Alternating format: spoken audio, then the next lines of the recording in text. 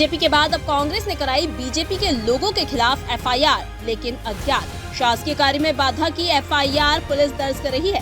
छत से पत्थरबाजी करने वाले कांग्रेसियों की भी पुलिस ने तलाश शुरू की।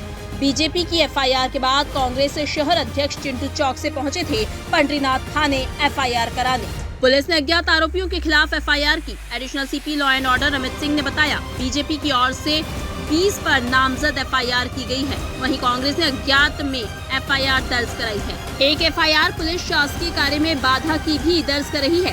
इस एफआईआर के जरिए उन लोगों को ढूंढा जा रहा है जिन्होंने एक सामान्य प्रदर्शन और आंदोलन को हिंसात्मक आंदोलन में बदल दिया। सिंह ने बताया, पुलिस कांग्रेस कार्यालय और उसके आसपास की छतों से पत्थरबाजी करने वाले कांग्रेसियों की भी तलाश कर रही है। आज सुबह ये जानकारी मिली थी कि भारतीय जनता युवा मोर्चा के लोग कांग्रेस कार्यालय का घेराव करेंगे, प्रदर्शन करेंगे। इसको तत्काल हम लोगों ने एंटीसिपेट किया। हमारे डीसीपी स्वयं नेतृत्व कर रहे थे, उन्होंने बैरिकेडिंग कराई। पुलिस की माकूल व्यवस्था वहां पर करी गई थी, डबल बैरिकेडिंग की गई थी मच्छी बाजार की तरफ और कांग्रेस कार्यालय की तरफ।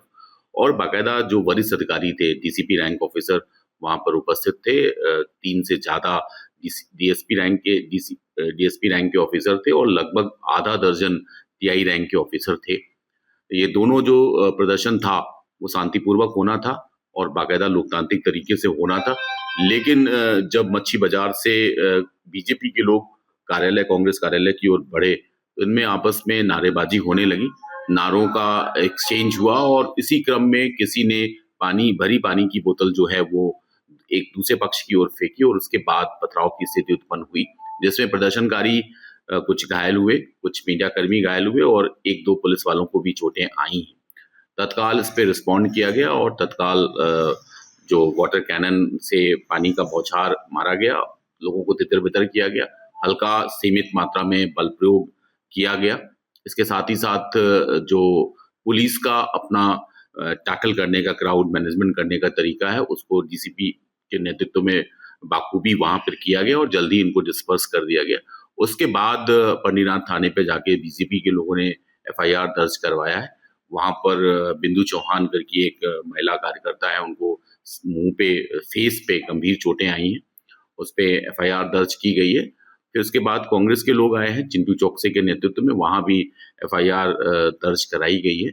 इसके अलावा एक एफआईआर और प्रोसेस में है जो शासकीय कार्य में बाधा का है। पुलिस की तरफ से ये एफआईआर दर्ज कराई जा रही है, जिसका उद्देश्य बहुत ही स्पष्ट है कि उन लोगों को हम चिन्हित करेंगे, स्पेशली जो सीसीटीवी फुटेज हमारे पास है, मीडिया के फुटेज हैं, सीसीटीवी है, कैमरे के फुटेज हैं, जो लोग रियल सेंस में इस अहिंसात्मक आंदोलन को, लोकतांत्रिक आंदोलन को हिंसात्मक आंदोलन में बदल दिया, उन सभी को चिन्हित करेंगे और फाइनल जो हमारी चार्जशीट रहेगी उसमें हम साइंटिफिक इन्वेस्टिगेशन करके एक-एक लोगों को चिन्हित करके चार्जशीट करेंगे।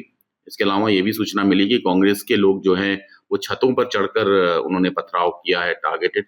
वो भी लोग कौन लोग थे, क्योंकि इसकी परमिशन उन्हें नहीं थी, इवन इसकी भी परमिशन नहीं थी कि लोग इकट्ठे होंगे और कार्यालय के सामने गैदरिंग करेंगे। तो किस स्थिति में ये हुआ, कैसे हुआ, ये भी हम बाकायदा इसको अपनी विवेचना में, अपनी जांच का, अपनी विवेचना का हिस्सा बनाएंगे। बीजेपी ने 20 लोगों को नामजद किया है और कुछ अज्ञात लोग हैं। कांग्रेस की तरफ से अज्ञात में एफआईआर हुआ है क्योंकि जो चोटिल लोग थे वो वहां पे उपस्थित नहीं थे।